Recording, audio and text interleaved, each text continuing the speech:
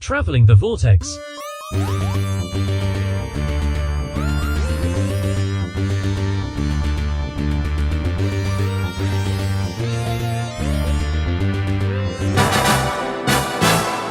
Diamonds are forever. Hold one up and then caress it. We join the Doctor as he travels the Vortex and arrive at episode 538, where diamonds are a Whovian's best friend. I'm Keith. I'm Sean. I'm Glenn. How are you guys doing? Sean, you're back fresh off your boat trip. How'd that go? Fresh from the boat. Yeah, it was kind of nice. We took a trip and went on a cruise out of L.A., which absolutely killed me to be in L.A. the weekend of Galley and not go to Galley. I mean, I drove past it twice. You know, it's like there it is. I'm not stopping. But instead, we went and drove down to Long Beach after flying into LAX and hopped on board a cruise ship and went sailing across the Mexican Riviera.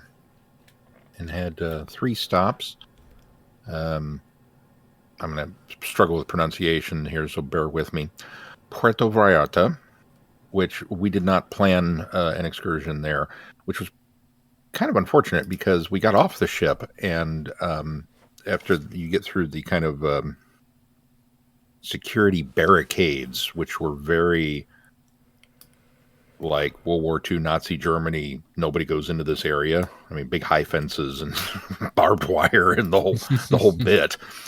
And then you had to cross a highway, and there was a mall and a Walmart and a Sam's Club. And it was very, you know, if you didn't go on an excursion there, you didn't really see much of Puerto Vallarta. It was just kind of like, well, this looks like everywhere else.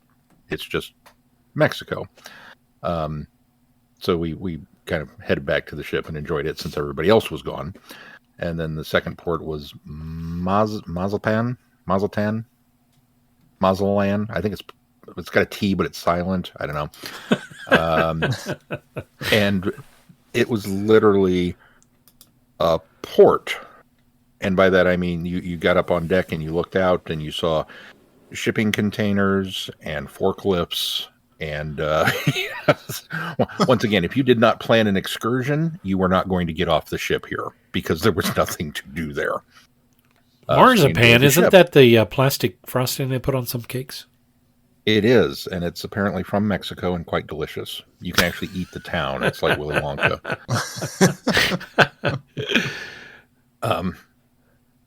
And then finally we went to Cabo San Lucas. And that one we did have an excursion planned and took a nice little boat ride over to see the famous arch, which is a big granite rock structure. The world famous arch. World famous arch. Don't we have that? You were a little off. It's not a little off course. While we were out there, the boat captain spotted whales and chased them down, and we spent 20 minutes watching humpback whales breach, which was pretty awesome. That's cool. Darby whales. And then went and hung out on the beach and had a nice lunch, and then did some shopping. And I mean, I knew going shopping in Cabo, we were going to get, you know, the quote unquote standards. There was going to be a T-shirt, we were going to get a shot glass, that kind of stuff. Now, I keep in mind, we booked this trip long before the Chiefs managed to get into the Super Bowl. And then suddenly I realize I will be at sea on Super Bowl Sunday. This game better be in a bar somewhere on the ship because I'm going to go out of my mind if I can't watch the Super Bowl. And I needn't have worried because it was on every television in every bar on every screen. They had it on the Lido deck, and it was, you know, so that was kind of fun as a football cruise as it was because everybody came out and the surprising, maybe not surprising, large number of Chiefs fans on the ship. But so, you know, I expected some semblance of, okay, I'm going to get these souvenirs. I would not normally travel to Mexico to buy Chiefs memorabilia. They had Chiefs memorabilia in every shop you walked up to. They had something. Football was very big down there, obviously, you know, because it's Super Bowl week, but not just Chiefs stuff. I mean, they had Steelers and, Green Bay, you name it, they had it. Well, don't they play one so exhibition game down there every year? I think they do in Mexico, yeah, in Mexico or in Mexico Mexico City. and London, I think. But so we're walking back toward the tour bus, and there's this really nice looking. It almost looks like a Harry Potter scarf. It's got the red and the gold of the Chiefs colors, and the logo on it and everything. And I'm like, oh, that's really nice. I don't need it, I don't. And she's trying to lure me in. The shopkeeper's like, oh, come look in. I was like, no, I don't need a scarf. It's not a scarf. Is it a blanket? No. And she takes it down. It's a poncho. Cool. Like an authentic Mexican poncho, like Pancho Villa would wear on a horse, but it's Chiefs colors. And I went,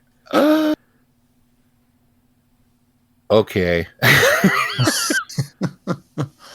And after Mel looked at me, he was like, is this what you want? And I held it up to me, and she goes, okay, yeah, that's pretty darn cool. So I bought a Chiefs poncho to wear. Nice. Now, in my defense, it was that or the red and gold arrowhead logoed Mucha Lucha mask. And I figured I could get a little more use out of the poncho. Yeah, definitely. Which came first? The garment that you wear or the general from the Mexican Revolution? That is a very good question. I do not know the answer to that. Keith, Imdaba. To the Google. Do the thing. But no, we spent a lot of time on the ship just kind of enjoying it because everybody else got off the ship. And we were like, that means there's nothing, there's no line. Let's go do the thing. So we had a good time, and I got through some more of my book. I'm still reading Stephen King's Fairy Tale because I'm taking it in very small doses, but I got through a good chunk of it while we were on the trip and relaxed a little bit and watched a great football game. So I was very pleased. It was a nice time. Oh, good. And thank good. I have to throw out a very quick shout out to the wonderful guy at the United counter. I think I told the story the previous recording session where we were flying to LA by way of Dulles International Airport in Washington, D.C. Did I say that? Yeah, I think so. Okay. So we get there and we check in, and the guy looks at our boarding passes and he stops and he goes, your final destination's LAX? We said, yeah.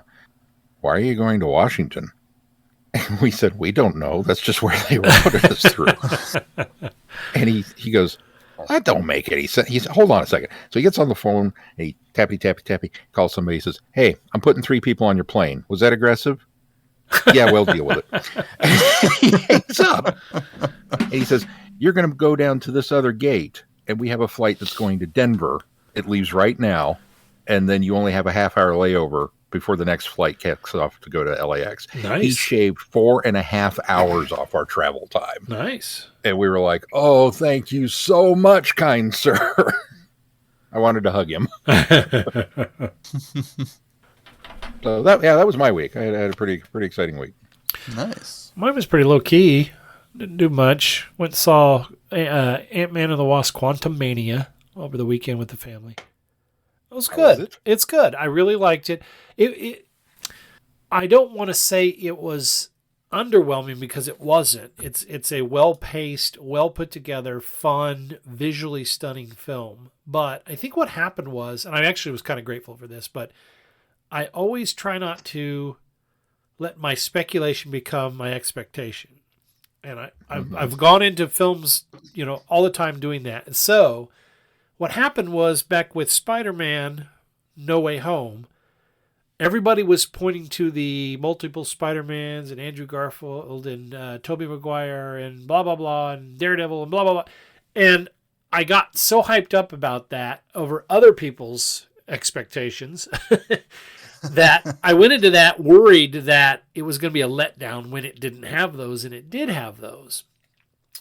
And then this time, without spoiling anything, there was a lot of talk of a way that this was going to go. The majority of people that talk about this and speculate on this, either on YouTube or podcasts or whatever, we're kind of all on board with this idea, or the majority of them anyway, of something happening or going a certain way, to the point where I thought, oh, okay, that's probably right. That's probably where it's going to go. And it doesn't go there. And so I was actually quite relieved. But on the flip side, I think I went in there with this preconceived, this is what's going to happen. So I was waiting for it to happen, and it doesn't happen. And so, and so I think that might have kind of tainted my viewing. So I want to go back now with a fresh set of eyes without those expectations and get a second look at it. But I really enjoyed it. I had a lot of fun. It's good. It is a nice little way. It's not a complex way, but it is a nice little way to kick off Phase 5. And I think it's going to do a fairly good job of setting up the Kang saga. That's all I can say without spoiling anything, really. So it wasn't overly complex? No, it wasn't. Now, I think that the movie feels, or the producers felt like they needed to catch people up that maybe didn't see Loki. Okay. But they do it, I think, for me, it felt like a rehash, but they do it in such a different way. There's a theory also I have that I can't wait till you guys see this because I want to talk to you about it. Although I think I finally started poking holes in my own theory, but there's a theory about something that is set up in this that I kind of wonder if maybe they're going a certain direction with it. But no, I enjoyed it. It's a lot of fun, and I probably will go out and buy the book that Scott Lang has. There's no secret. He's written a book. Yeah, he's written a book. Scott's written a book about basically, his life and saving the world and everything. Yeah. That book actually exists in the real world. They actually wrote that book, and I think it's either out in stores now or it's coming out in stores soon. So I plan to pick that up so I can read it. What about you, Keith? Not much of anything new. Last of Us continues to be phenomenal and really good. And I picked back up the video game and I'm working through it very slowly. I think I'm getting close to the point where I quit the first time. So hopefully I can pass that and keep going. I've heard nothing but good things about that show. The show has been absolutely... I don't know what the right word is for it, but it is just good. It's just solid. The beginning of it has very much season 1 Walking Dead vibes, but then it starts branching off in different directions and does different things, so it doesn't feel so familiar all the time. And then where they left it now, I know I saw the Next Time trailer, but I don't know where they're going to go after this most recent episode, so that's kind of nice to not know what's going to happen next. All right, before we move on to news, what's the verdict on Poncho?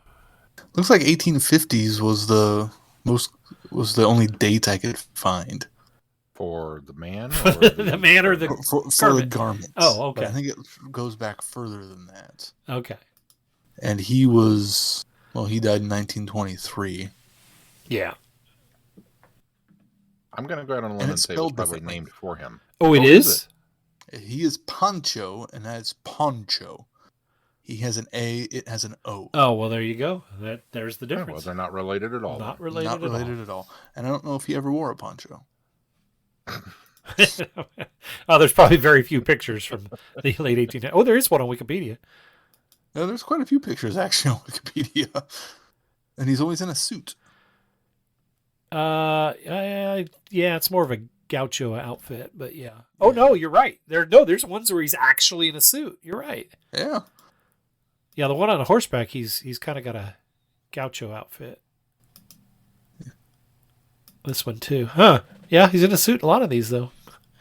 They used to wear the poncho in part of military, too. So that was the date I saw related. So I think it went even traced back further as far as traditional roots. Hello, fellow time travelers, and welcome to the Doctor Who Target Book Club podcast, the only podcast to discuss, in story order, all the Doctor Who novelizations. My name is Tony Witt, and every 2 weeks or so, I'm joined by a 2 to 3 person discussion panel, including our so-called expert who's been a Who fan since 1979. That would be me. We also get the views of intermediate, casual, and novice fans who either have never seen the show or who have never read these books until these podcasts, including Dalton Hughes and Allison Seyfried. You can find us on iTunes, Stitcher, Spotify, or wherever you find good podcasts, or even ones like ours. You're listening to Traveling the Vortex, a Direction Point podcast.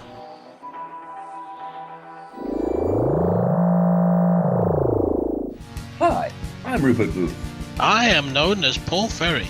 And my name is Barry Williams. Together, we host Time Ram. Time Ram's a cruel mistress. It's a random number generator. That also. We roll a number from 1 to 13, and that's our doctor. Then 1 to 300 for the story, and then we ram them together. Even if it doesn't make sense. Cruel, I tell you. Time Ram, putting the wrong doctors in the wrong stories, so you don't have to. You're listening to Traveling the Vortex. All right, well, let's move on to news. So the news this week is that Big Finish announced a box set for Ronnie Chandra called Ronnie Takes on the World, and it's going to come out in April 2023. Ronnie Takes on the World, Beyond Bannerman Road. Oh, yes. Thank you. Thank you. Got to get the Bannerman Road in there because Beyond Bannerman Road. To me, that's what says this is a spinoff of the Sarah Jane Adventures. Not that having, Ronnie Chandra's. Right. Not that wasn't enough, but, Right. She could be traveling with the Doctor at this point, which, that thing we all wanted to happen that didn't happen yet. So, well, yeah. and it's Anjali Mohindra and Daniel Anthony reprising the role. And the mom, what was her name? Geeta. Well, that's Meeta Anwar. character's name. Yeah, Meeta Anwar. Yeah. So, yeah, they're all making a return to carry on the torch that Sarah Jane left. So I'm excited for that. I think that's pretty cool. I think it's such a clever idea. Having Ronnie become the next Sarah Jane and then reuniting her with Clyde. Yes, Yep. Sign me up. Absolutely. Very much so. I'm on board with that. We don't have long to wait either. It's April of 2023, according to Big Finish. This year, so Yeah. 2 months away. Yeah.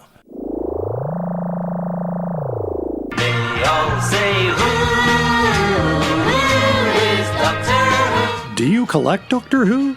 Do you have Doctor Who items and you don't know you collect Doctor Who? For all things in the Doctor Who collecting world, tune in to the Doctor Who Collectors Podcast, a Direction Point Network podcast. I am Larry Van Rosbergen, your host, and I have been collecting Doctor Who for 40 years. With popular features like collection protection and the most outrageous offer, we have a lot of fun. Available anywhere you get your podcasts. You're listening to Traveling the Vortex, a Direction Point Network podcast.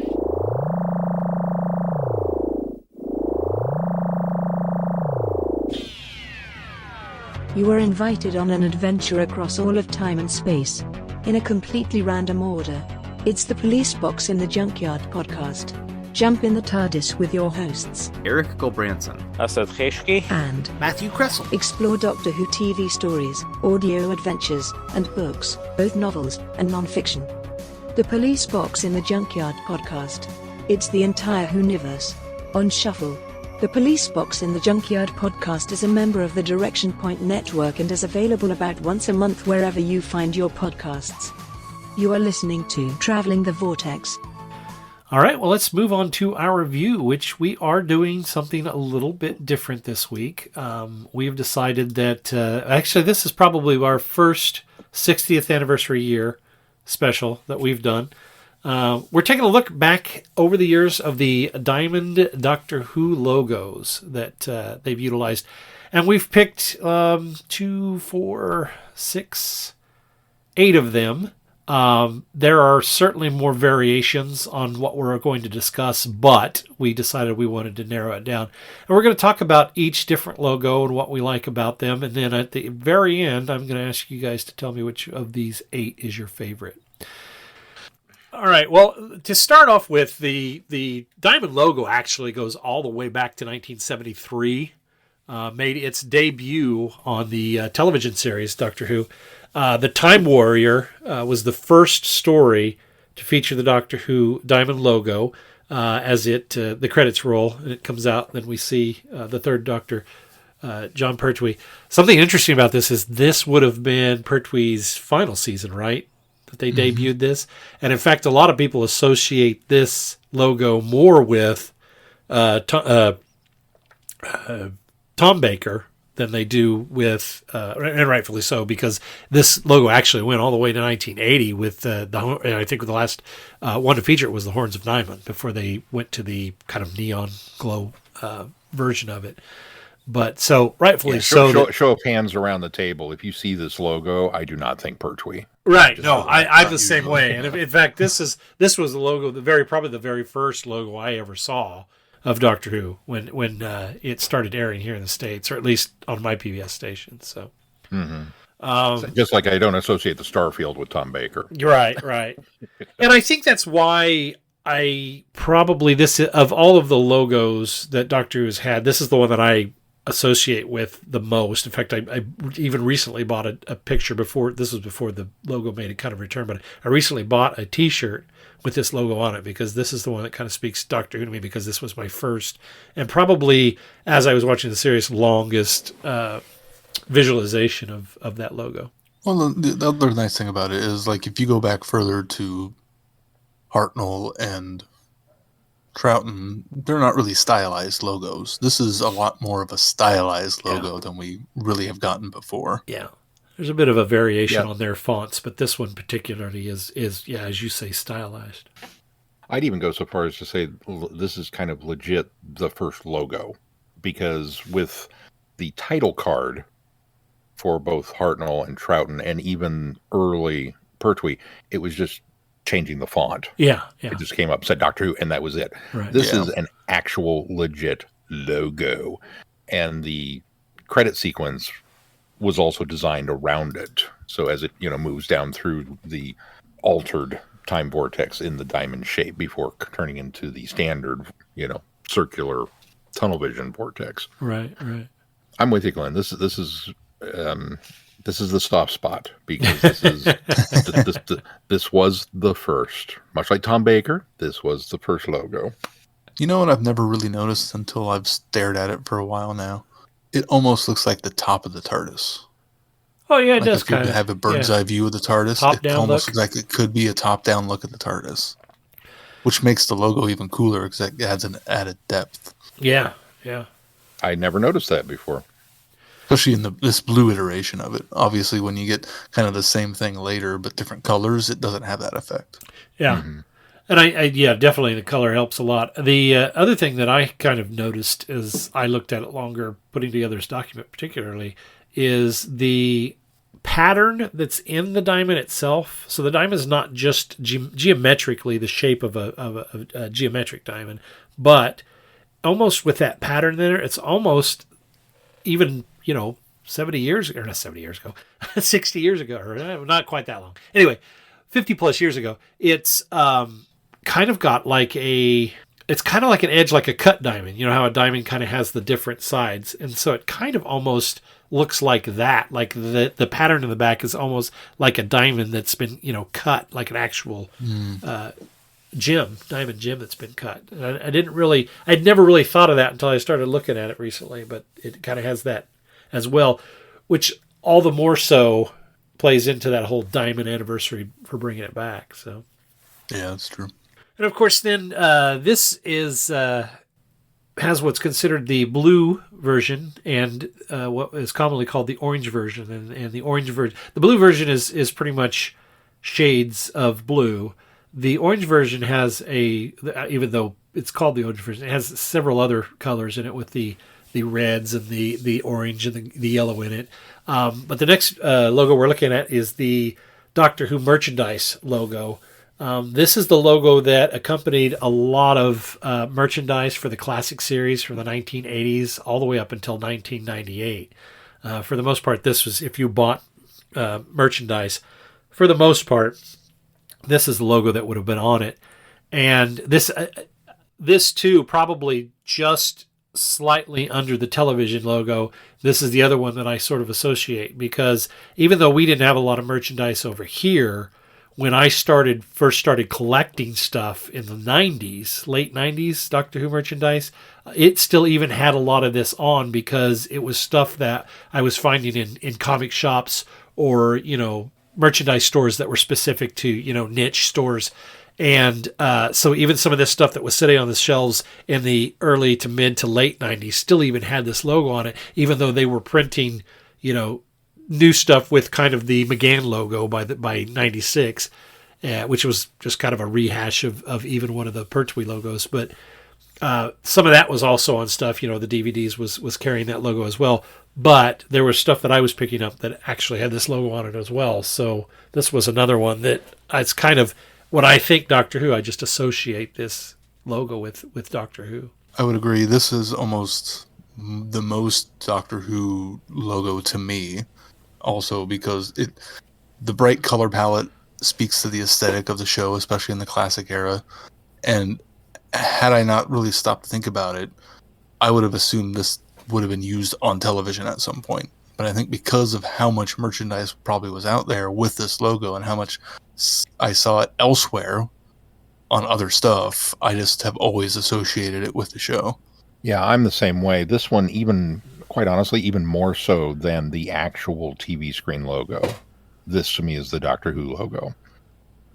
Because while we didn't have access to a lot of merchandise, it was on every single thing that came out. The Target novelizations, the VHS tapes, the yearbook, if you could find it. It was always this orange and blue version, this variant. And so to me, this is Doctor Who. This is what the logo looks like. And of course, because Doctor Who Weekly and Doctor Who Monthly publications were being printed in the 1970s, well, I should say Doctor Who Weekly from 79 to 1980 carried this, a variation on this logo, slightly different colorization, and where the original logo has the Doctor bent in a kind of a semicircle over the Who, the logo for Doctor Who Weekly goes a step further and actually kind of makes it a little more symmetrical by doing a curved box on the bottom and putting Weekly in that. So we have the Doctor and Weekly framing Who. And aesthetically, it almost looks better because, I would say better. Yeah, well, aesthetically, it almost looks better because it's almost symmetrical. But the longer I stare at it, then the more it bothers me because the top of the diamond peaks up over more than the bottom of the diamond. Yeah. And so that's a little bit irritating. You Weekly is bolded. All of it up a little bit more. Yeah. And I think they're going, based on the already placement of Doctor and Who and just kind of slapping the Weekly on there, and that's why it's done that way. But I think you easily could have just adjusted it up. It's odd. You also lose the added features to it, the bottom part of the diamond not having that little shape there, right. And you don't have as much half circles not there. Yeah, yep. It makes it a little bit more of a simple diamond. I also think one thing I don't like about this is the coloration. It's just almost clashes with itself a little bit. It's almost like those colors don't quite go together. It's like they were trying to sort of match the colorization of the orange logo, but it's just not quite there because the colors are more pastel and muted. Well, they're trying to save costs on the printing. Well, that's true, yeah. It's an Easter Sunday version of the logo, and it just doesn't quite work. What's really odd for me is I have a very classically structured brain. And when I say that, I look at classical architecture, and if you're going to put a wing on one side of the building, it needs to have a wing on the other side of the building. I like things that are balanced. And so the quote-unquote my Doctor Who logo, with this orange one with, all the detail and the oddball colors, should drive me nuts because it's unbalanced. It's this kind of weird, we had a diamond shape and then we just kind of threw details on top of it. It's like it's layered and it's got more and more layers that go toward the bottom. But then we kind of sort of made up for that by putting words on the top. But no, it's very unbalanced as a logo. Mm-hmm. That's rectified with this Doctor Who Weekly because, we're going to put the curve bar of text on the bottom, but it doesn't work for me. It's so strikingly wrong simply because I'm so used to the other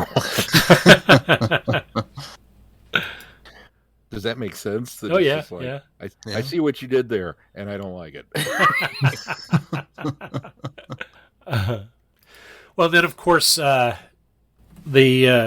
Doctor Who Weekly became Doctor Who Monthly, there was also a logo change at that time. And this logo went away. And in fact, they went with the variations of the logo that were very much in line with, one of them was the neon version. I think at one time the McGann version was on the logo. I think even one time there was a kind of a crazy, weird Seventh Doctor logo version on the front of the magazine at some point. But in 1991, at least from 91 to 94, issue 170, they brought back this diamond logo with a new look. They fixed a problem that I have with it somewhat, because now it's showing too much at the bottom.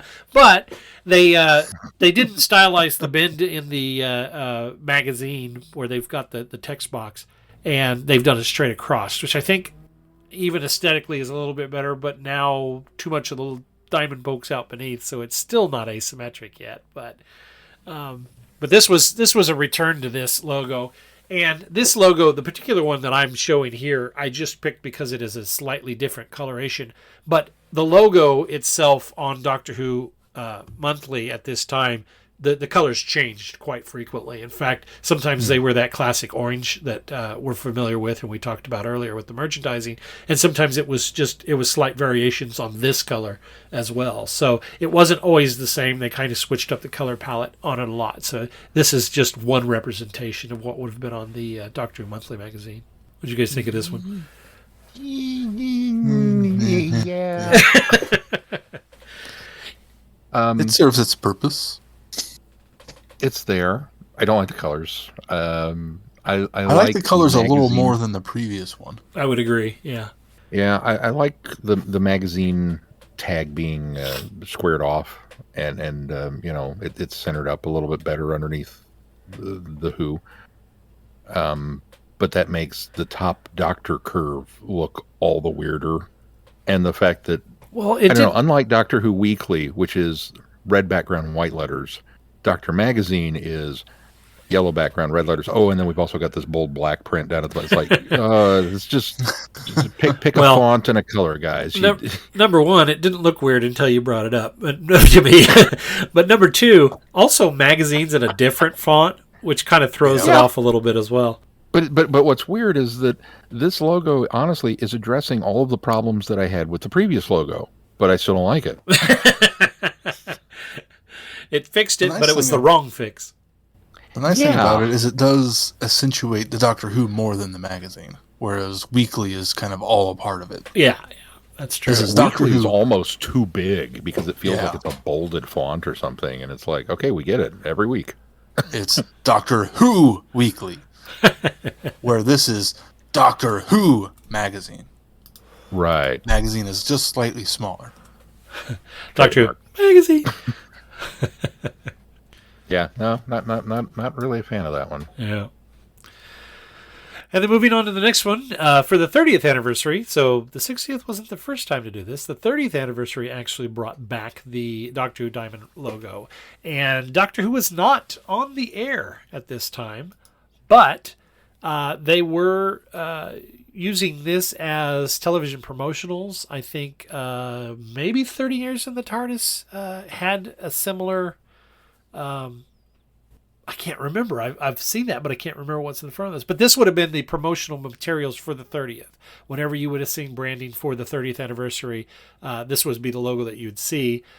This time now they've gone back to, for the most part, that orange logo, although this one gets a little washed out because it's a TV capture here. But if pretty much gone back to the classic orange logo, and then they've put a banner across the bottom, almost a ribbon banner with the 30th anniversary in it, and then of course below that it has the years 1963 to 93. So I'm glad they picked this logo for the 30th anniversary, because I think it kind of encompasses everything we talked about this logo, kind of being the symbol for the show and kind of its boldness and what it says about the show. Even though from 63 to 73, there wouldn't have been this logo around, but I think it still was a good representation of a good chunk or a good number of years under this logo.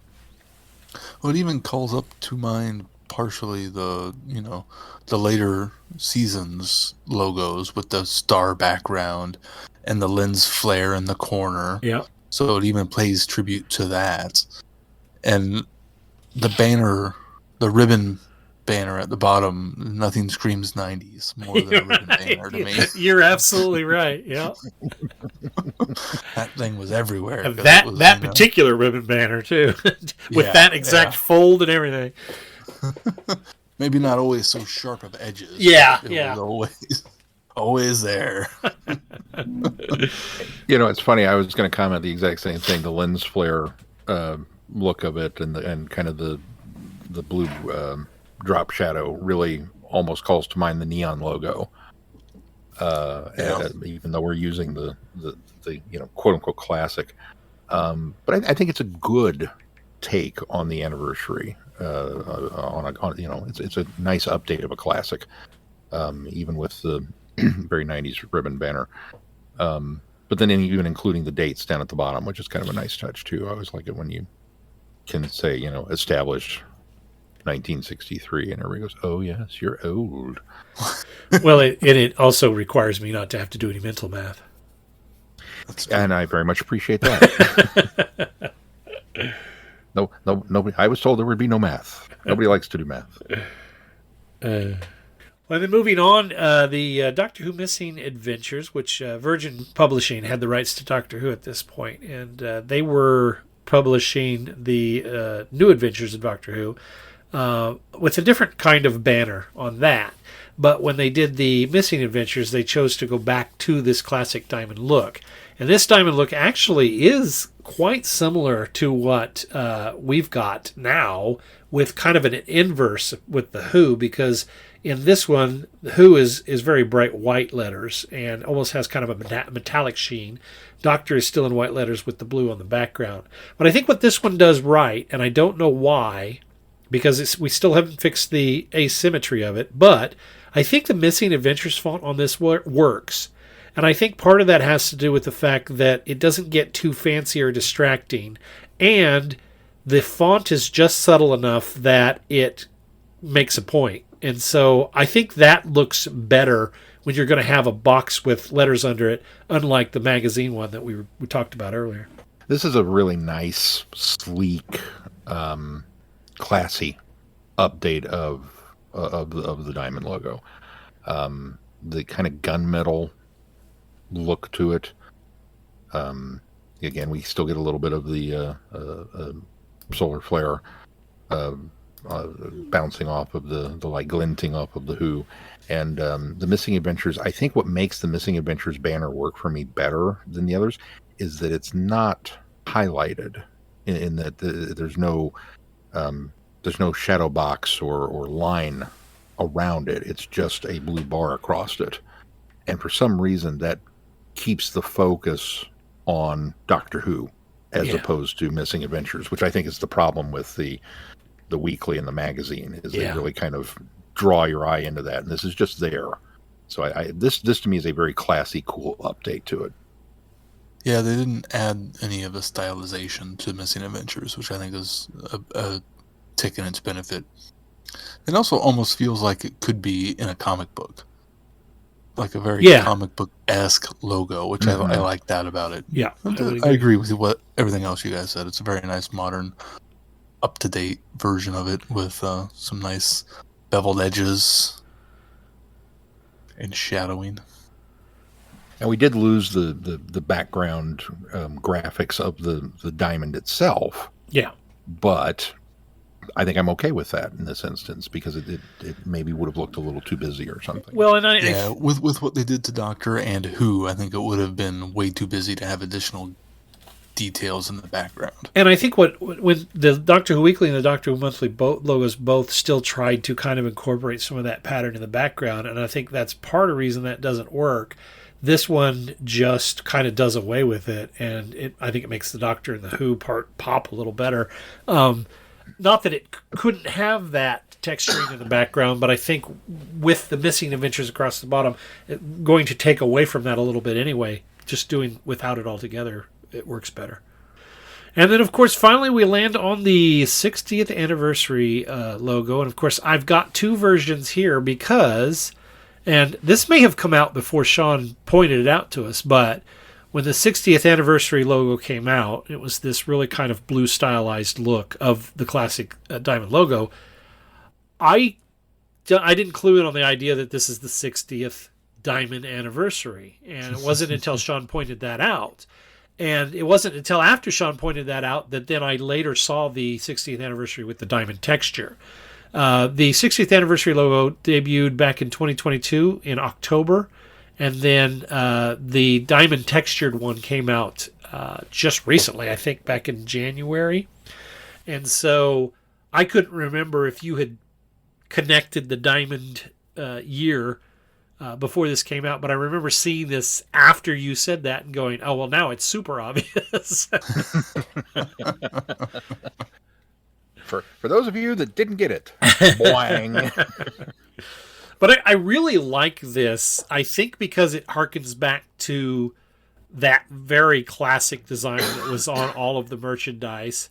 But they chose to use the blue, which I think matches the aesthetic, because when I think Doctor Who, I think of the TARDIS, which I think is, in the realm of this blue.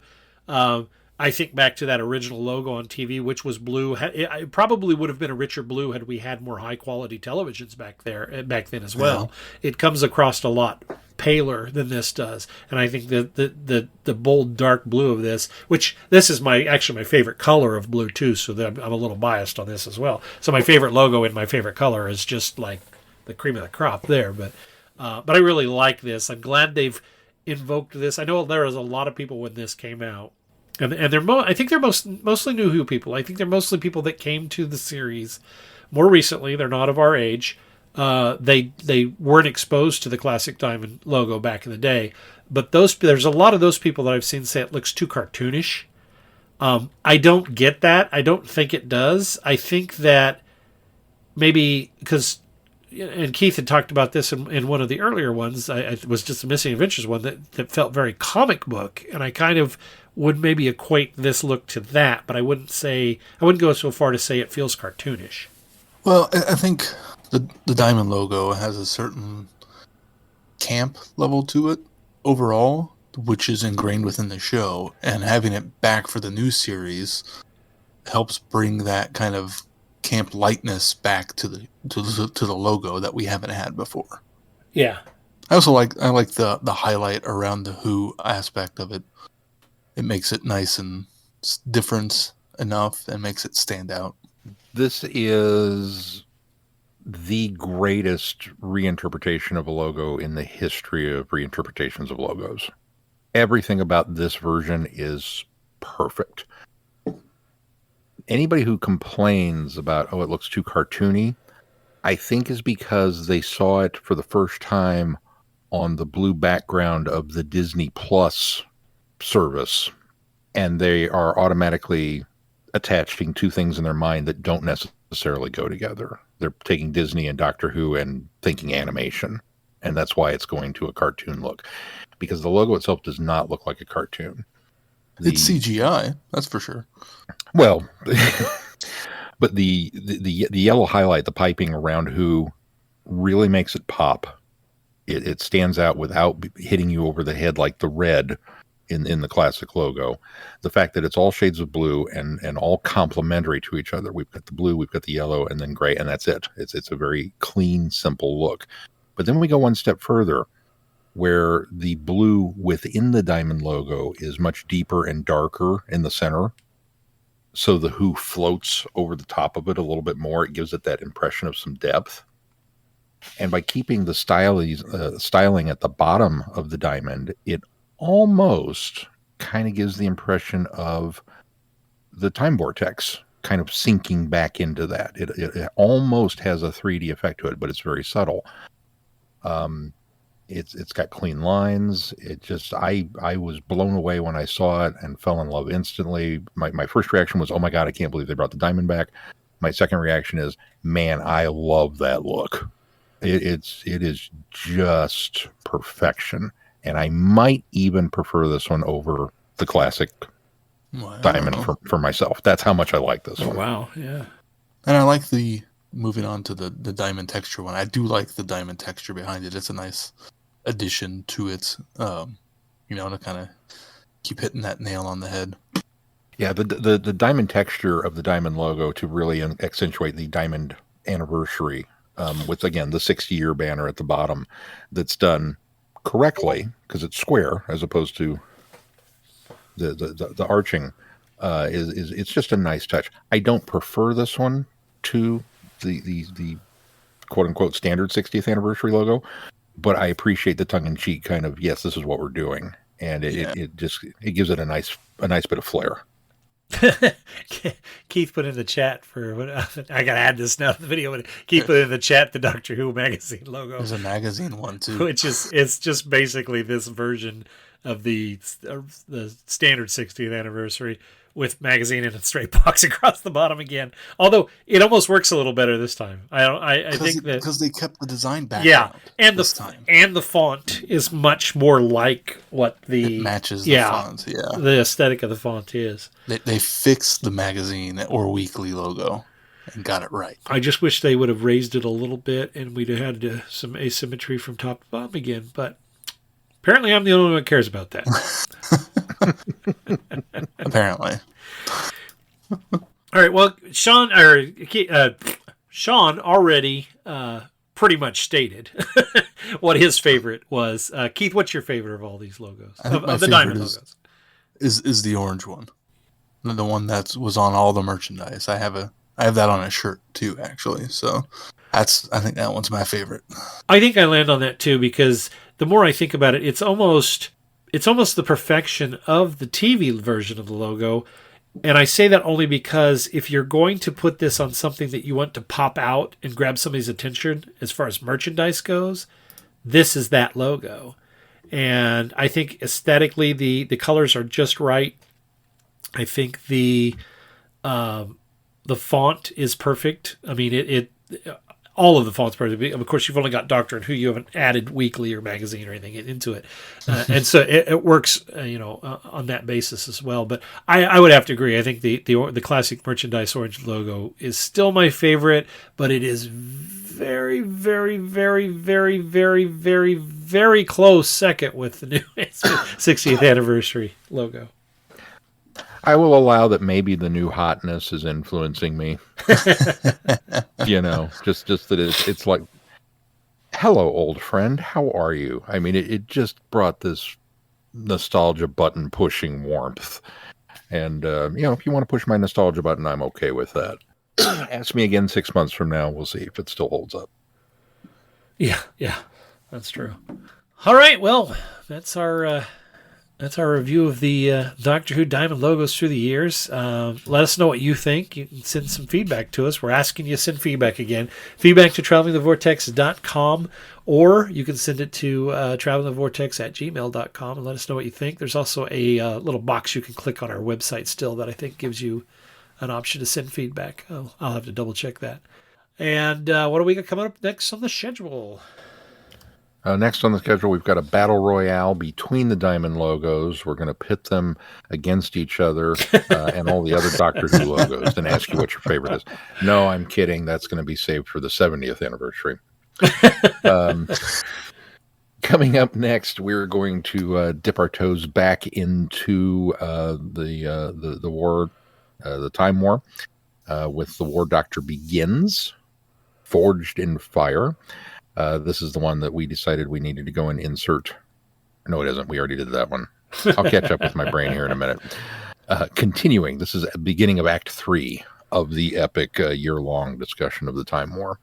So we are now, at least finally, officially into the third act with The War Doctor Begins and that box set. And then we step aside from the Time War once again to do a review of the new to us anyway, Blu-ray and DVD release of the animated Abominable Snowman, the classic Troughton adventure, complete finally in a new format. Yep.